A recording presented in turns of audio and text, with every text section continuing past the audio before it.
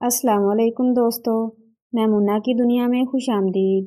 اگر آپ میرے چینل پر نیو ہیں تو کائنڈلی میرے چینل کو سبسکرائب کر کے بیل نوٹیفیکیشن کو آن کر لیں تاکہ آپ کو ملتی رہے ہر نیو اپڈیٹس۔ جزاک اللہ۔ پیش خدمت ہے کہانی لکڑہارے کی ایمانداری۔ ایک دفعہ کا ذکر ہے، کسی گاؤں میں ایک لکڑہارا اپنی بیوی اور 2 بچوں کے ساتھ رہتا تھا۔ وہ بہت غریب آدمی تھا۔ وہ جنگل سے لکڑیاں کاٹ کر فروخت کرتا تھا۔ جس دن اسے خشک لکڑیاں مل جاتی تو وہ انہیں بیچتا اور کچھ خرد و نوش خرید لیتا، لیکن بڑی مشکلوں سے اس کے اخراجات پورے ہوتے۔ لکڑہارے کی بیوی اپنی غربت سے بہت تنگ آ چکی تھی اور آئے دن ان کا آپس میں لڑائی جھگڑا ہوتا رہتا۔ جس دن لکڑہارے کو جنگل سے خشک لکڑیاں نہ ملتیں تو اسے بیوی بچوں سمیت بھوکے پیٹ ہی سونا پڑتا تھا۔ ایک دن جنگل کی طرف جاتے ہوئے اسے ایک گھر نظر آیا۔ وہ دبے پاؤں اس گھر میں چلا گیا۔ وہ بہت خوبصورت تھا، ہر چیز نمایاں اور صاف و شفاف دکھ رہی تھی۔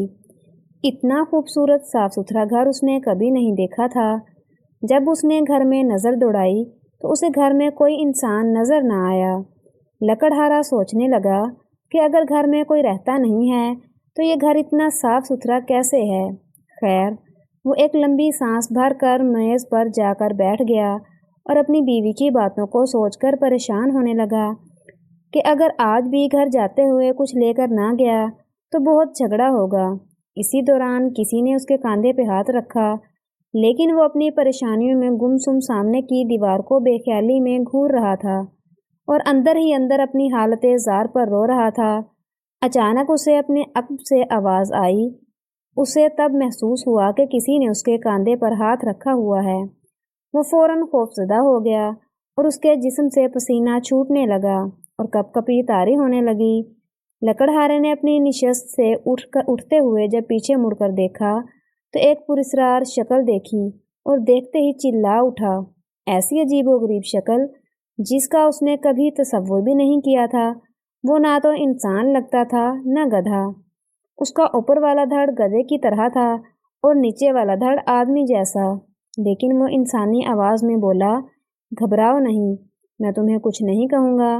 تم سے پہلے بھی یہاں لوگ آتے رہے اور مجھے دیکھتے ہی بھاگتے رہے، لیکن تمہیں تو میرے آنے کا پتہ ہی نہیں چلا، ورنہ دوسروں کی طرح بھاگ کھڑے ہوتے۔ اب اس نے لکڑہارے سے دریافت کیا کہ وہ کس پریشانی میں ہے اور اتنا گمسم بے سود کیوں بیٹھا ہوا تھا۔ لکڑہارے نے روحانسی آواز میں اپنی غریبی کا پردہ چاک کرتے ہوئے اپنے جملہ حالات کے بارے میں بتایا۔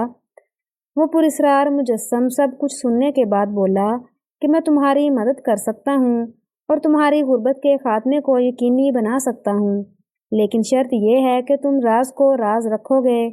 تب لکڑہارا سنتے ہی چوکنا ہو گیا اور یکایک بول اٹھا، میں تمہاری ہر بات ماننے کو تیار ہوں۔ یہ سن کر اس پراسرار مجسم نے کہا، میں تمہیں ایک درخت کے بارے میں بتاتا ہوں جس کے پتوں میں انسانوں کے لیے علاج و شفا ہے۔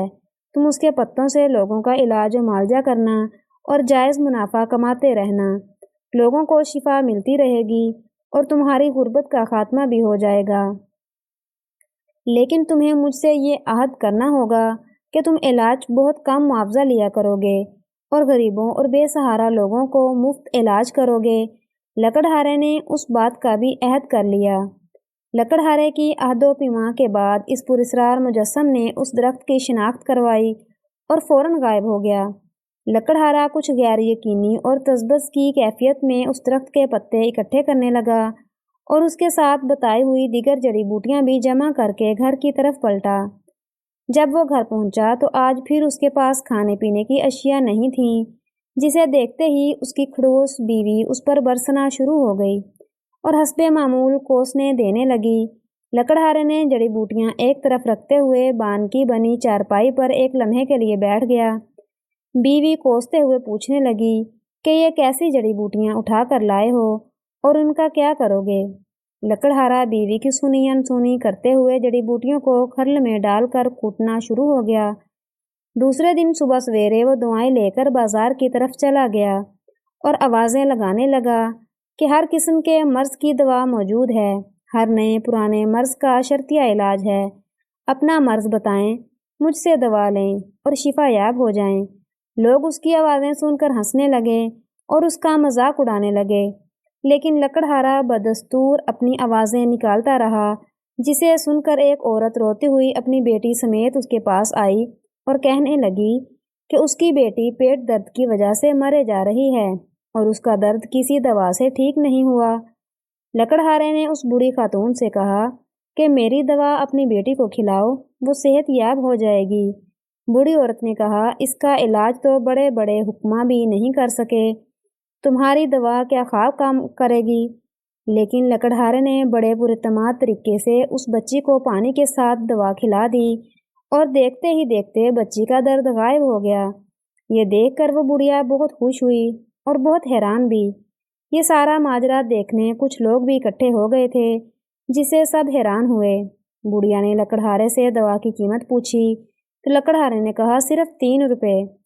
بڑھیا کو اور باقی تمام لوگوں کو اس دوا کی اتنی کم قیمت سن کر بہت تعجب ہوا اور بڑھیا نے شکریہ کے ساتھ 3 روپے ادا کر دیے۔ لوگوں میں اس کا چرچا عام ہو گیا، جوک در جوک مریض آتے اور سستا علاج کرواتے اور باقی لوگوں میں چرچا عام ہوتا چلا گیا۔ جوں جوں لکڑہارے کی دوا مشہور ہوتی گئی، لوگ زیادہ آنے لگے۔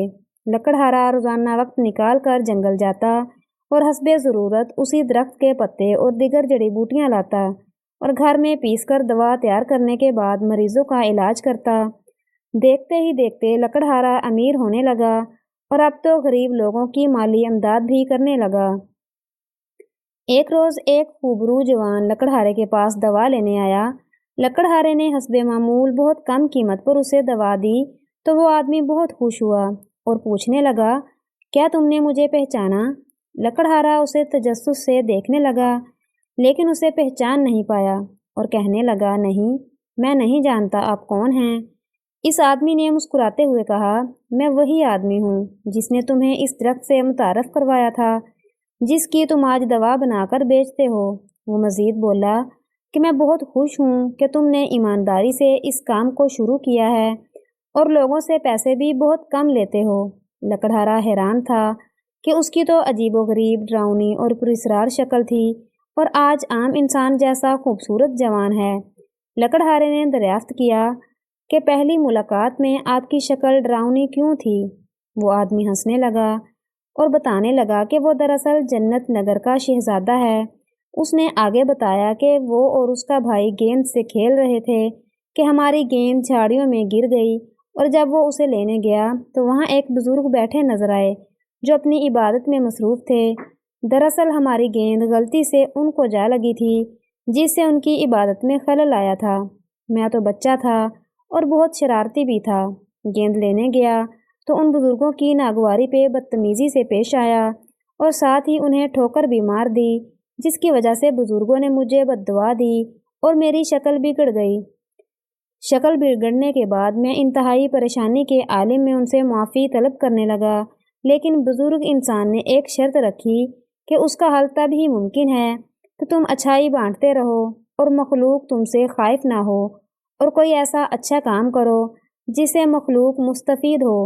مجھے اس درخت کے بارے میں اپنے اجداد کی تحقیقی مواد سے معلوم ہوا تھا کہ اس میں ہر بیماری کے لیے شفا ہے۔ کوئی انسان میرے قریب ہی نہیں ٹھہرتا تھا کہ میں یہ اچھا کام کر کے اپنی سزا کا مداوع کر سکوں۔ جو بھی مجھے دیکھتا ڈر کے بھاگ کھڑا ہوتا۔ میں نے اس سزا کی قید میں برسوں گزار دیے، تب جا کر تم سے میری ملاقات ہوئی اور یوں تمہاری ایمانداری کی وجہ سے اس بد دعا کا اثر ختم ہوا اور دوبارہ میری انسانی شکل بحال ہوئی۔ اس کے ساتھ ہی وہ تسلسل میں بولا کہ اب مجھے اجازت دو۔ وہ یہ کہہ کر رخصت ہوا۔ لکڑہارا اپنی ایمانداری کی وجہ سے امیر سے امیر تر ہوتا گیا اور لوگوں کا بہت قلیل سے پیسوں میں علاج کرتا رہا اور عیش و عشرت سے اس کے پاؤں چومنے لگی۔ تب سے لکڑہارے کی بیوی بھی لکڑہارے کے ساتھ خوش رہنے لگی اور اس کو عزت سے پکارنے لگی۔ پیارے دوستو، اگر سٹوری پسند آئی ہو تو سٹوری کو لائک اور شیئر کرنا مت بھولیں اور مزید اس طرح کی ویڈیوز کے لیے میرے چینل کو سبسکرائب کریں اور کمنٹ سیکشن میں اپنی قیمتی رائے کا اظہار لازمی کریں۔ جزاک اللہ۔